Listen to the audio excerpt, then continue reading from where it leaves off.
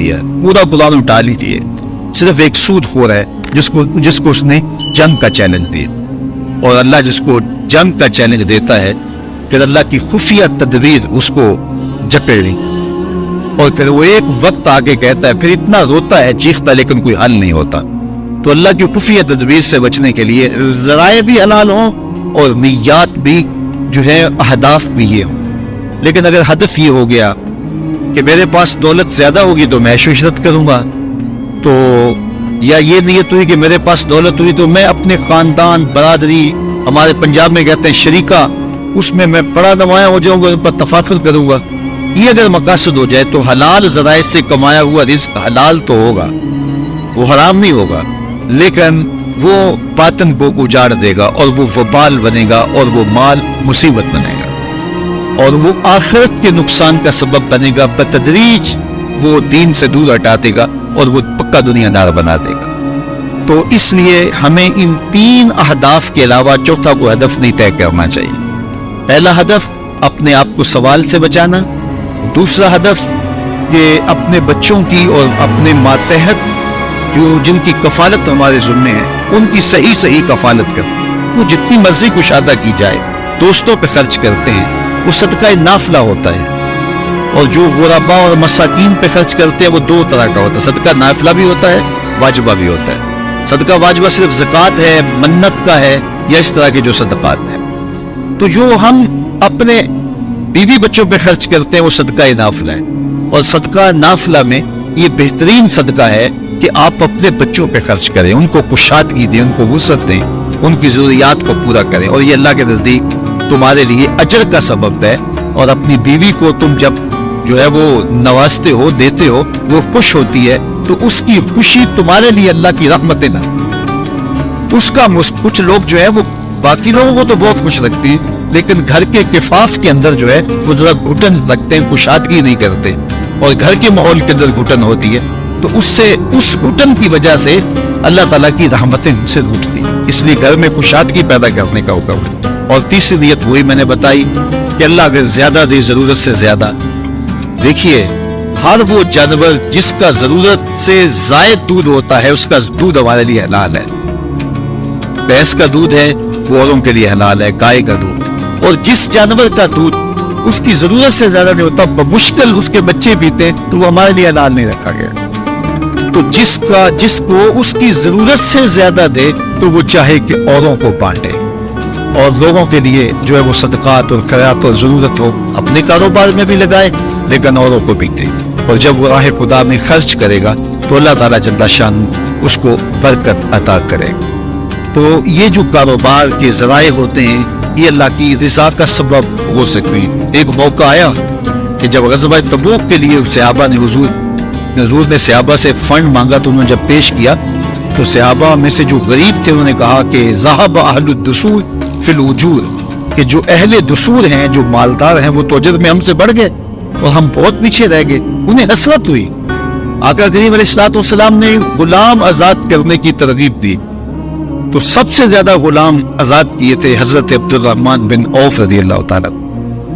1 2 4 10 غلام نہیں, انہوں نے اپنی زندگی میں 30,000 غلام آزاد, بالکل زیرو سے شروع ہوئے تھے, زیرو سے. جب مکہ سے ہجرت کر کے مدینہ آئے تو حضور نے مواقعات قائم, ایک انصاری کو ایک مہاجر کو جوڑ دیا, کہ یہ تمہارا بھائی ہے, اس کو تم نے سٹینڈ کرنا, کھڑا کرنا. تو انہوں نے آدھے مال دے دیے. لیکن حضرت عبد الرحمن بن عوف کا جو انصاری بھائی تھا اس نے کہا جناب میں کیا پیش کر سکتا ہوں. اس نے کہا میرے بھائی تو مجھے بازار کا رستہ دکھا دے, اگلا کام میں جانوں, میرا کام. تو جو ہاتھ سے کام کرنے والے ہوتے ہیں, محنتی ہوتے ہیں, اللہ تعالیٰ انہیں سرفروغ کرتا ہے. تو عبد الرحمن بن عوف رضی اللہ تعالیٰ عنہ کو وہ بازار لے گئے اور بازار کی نوعیت سمجھا دی کہ اس وقت منڈی میں یہ تیز ہے اور یہ کمزور ہے اور یہاں کے حالات اور مزاج. کہا بس آپ اب گھر جائیے, اب میں جانوں اور بازار جاؤں. پھر حضرت عبد الرحمن بن عوف جو بالکل زیرو سے شروع ہوئے تھے, جب ان کا وصال ہوا 30,000 غلام تو نے زندگی میں آزاد کیے, اس کے علاوہ دیگر مدات میں بھی خرچ کیا. اور جب آپ کا وصال ہوا تو 4 ازواج تھی, ان کی اولادیں تھیں. آپ نے اپنے مال کا 3 حصہ راہ خدا میں خیرات کرنے کی وصیت کی. باقی 2 حصوں میں اولادوں کو دیا گیا، بیٹیوں کو بیٹوں کو دیا گیا، 8واں حصہ خاتون کا ہوتا ہے، بیوی کا ہوتا ہے۔ وہ 8واں حصہ جو ازواج کا تھا وہ ازواج میں تقسیم کیا، اس میں باغ بھی تھے، کھجوریں بھی تھی، اس میں جو ہے وہ گھوڑے بھی تھے، اس میں اونٹ بھی تھے، اور بہت کچھ تھا، زمینیں جائیدادیں بھی تھی۔ صرف جو سونے کی مد میں چیز تھی، سونا پڑا تھا، اس کو 4 بیویوں میں 8واں حصہ جو تھا تقسیم کرنے کے لیے مزدور کلہاڑوں سے صبح کے وقت کاٹتے لگے، ظہر تک کاٹتے رہے۔ یہ اس شخص کی کہانی ہے کہ جو بازار کا راستہ دیکھ کے پھر خلوص سے وہاں محنت کرتا ہے۔ ان کو اللہ سے مانگو عبد الرحمن بن عوف کی دولت قارون نہیں، مالک دولت عثمان عطا۔ اللہ فراوانیاں دے، وسعتیں دے، لیکن ان نیتوں پر کھڑے رہیں کہ اللہ اگر دے تو ہم اپنی ضرورت پوری کر کے، اپنے بچوں کی ضرورت پوری کر کے، جو زائد ہوگا ہم اپنے کاروبار کو بھی آگے لے جانے کی کوشش کریں گے، لیکن جہاں ضرورت ہوگی غربا میں، مساکین میں، اراملہ میں، مساجد میں، مدارس دینیہ میں، دیگر مدات کے اندر وہاں خرچ کر کے ہم اللہ کی رضا جوئی پائیں گے۔ اللہ کے محبوب نے فرمایا کہ جو تاجر ہیں قیامت کے دن فجار کی شکل میں کھڑے ہوں گے۔ جب قیامت کے دن تاجر یحشرون تجار الفجار، جو تجار ہیں، کاروبار کرنے والے لوگ ہیں، قیامت کے دن جب لائے جائیں گے تو بصورت فاسق فاجر وہ کھڑے کیے جائیں گے۔ الا من اتقى وبر وصدق، 3 چیزیں حضور نے فرمائی۔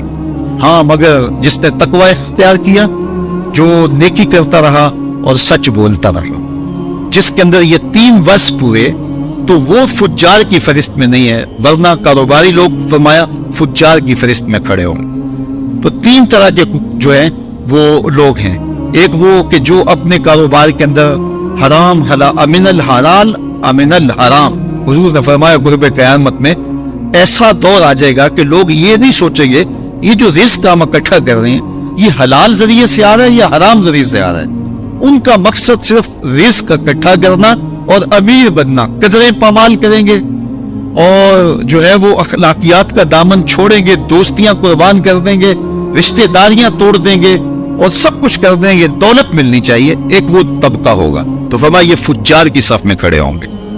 دوسرا طبقہ وہ ہے کہ جو اچھائی سے کاروبار کرنا چاہتا ہے لیکن کاروباری حالات کی وجہ سے کبھی کبھی ان سے اونچ نیچ ہو جاتی ہے، تو آقا کریم علیہ السلام نے فرمایا کہ میں ان کو وصیت کرتا ہوں کہ وہ صدقہ کیا کریں۔ جب وہ صدقہ کیا کریں گے تو ان کی کوتاہیوں کا کفارہ بن جائے۔ اور تیسرا وہ طبقہ اللہ کے محبوب نے فرمایا کہ جو بالکل صحیح طریقے سے تجارت کرتا ہے، اونچ نیچ نہیں ہونے دیتا، بیچتا۔ تو اس نے کہا کہ تم 800 کا کیوں لے رہے ہو؟ جب تمہیں 500 کا مل رہا ہے تو تم 800 کا کیوں لے رہے ہو؟ کہا کہ ہمارے رسول نے ہمیں سودا خریدنے کا حکم دیا ہے، کسی کی مجبوریاں خریدنے کا حکم نہیں۔ تو اپنی تجارت کو باسکت کوئی پھنس گیا ہے تو اس کی مدد کرو، بلکہ اس کو چارہ زیادہ دے کے اس کو کھڑا کرنے کی کوشش کرو۔ اگر کل وہ پھنسا ہے تو آج وہ پھنسا ہے تو کل آپ ہی تو پھنس سکتے ہو۔ تو اس لیے اپنے معاملات کو ستھرا رکھا جائے اور اپنے معاملات کی پاکیزگی کا خیال رکھا جائے۔ اب یہ وقت نہیں ہے کہ اس عنوان سے اور بھی کچھ عرض کروں، 2 باتیں عرض کر دیتا ہوں کہ اگر آپ چاہیں کہ آپ کے کاروبار میں وسعت ہو تو ایک ایسا نسخہ دیتا ہوں۔ حضرت عبداللہ ابن مسعود رضی اللہ تعالیٰ عنہ سے مروی ہے، جب ان کا آخری وقت آیا حضرت عبداللہ ابن مسعود کا، زندگی اور موت کی کشمکش تھی، تو حضرت عثمان غنی ان کا حال پوچھنے آئے۔ تو جب وہ واپس رخصت ہونے لگے تو اشرفیوں کی 2 تھیلیاں حضرت عبداللہ ابن مسعود کو پیش کی اور کہا کہ حضرت یہ رکھ لیجئے۔ تو حضرت عبداللہ ابن مسعود کہنے لگے کہ مجھے تو ان کی ضرورت نہیں ہے، تو آپ مجھے کیوں دے رہے ہیں؟ تو حضرت عثمان نے کہا کہ حضرت آپ کو ضرورت تو نہیں ہوگی لیکن آپ کی بیٹیاں ہیں تو ان کے کام آ جائیں گے، تو آپ اس کو رکھ لیجئے۔ تو حضرت عبداللہ ابن مسعود رضی اللہ تعالیٰ عنہ نے کہا کہ میری بیٹیوں کو بھی اس کی ضرورت نہیں ہے۔ کہا وہ کیوں؟ تمہاری بیٹیاں ہیں تو ان کو تو ضرورت ہوگی اس کو اپنی زندگی کے اندر۔ کہا میری بیٹیوں کے پاس ایک ایسا عمل ہے کہ ان کے ہوتے ہوئے اشرفیوں کی ضرورت نہیں ہے۔ کہا وہ کیا؟ کہا میں نے خود اپنے کانوں سے رسول اللہ سے سنا ہے۔ حضرت عبداللہ ابن مسعود کہنے لگے میں نے خود اپنے کانوں سے رسول اللہ صلی اللہ علیہ وآلہ وسلم سے سنا ہے کہ جو شخص روزانہ سورہ واقعہ کی تلاوت کرتا ہے اس کو مالی پریشانی نہیں آ سکتی۔